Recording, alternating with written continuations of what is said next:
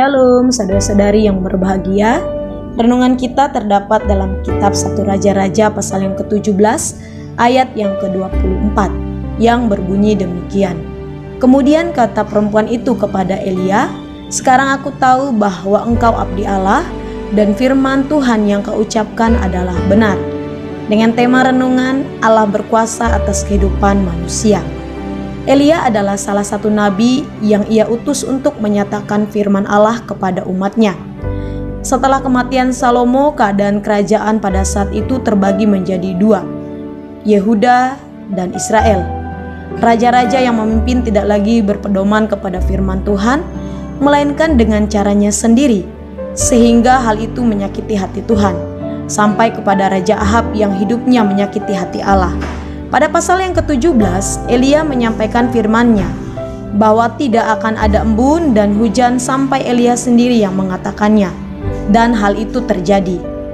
Ketika Elia diperintahkan Allah untuk tinggal di tepi sungai Kerit agar bisa minum dari sungai tersebut, dan Allah mengirimkan burung gagak untuk mengantarkan makanan kepada Elia, yaitu daging dan roti. Tidak sampai di situ, kekeringan yang melanda umat Allah sangatlah buruk, sehingga air pun mulai mengering.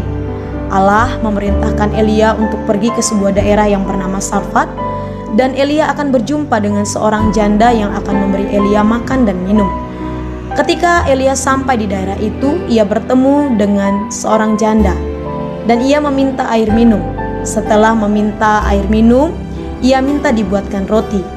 Tetapi perempuan itu menyampaikan kepada Elia keadaannya, bahwa mereka hanya memiliki satu genggam tepung untuk dibuat hari itu.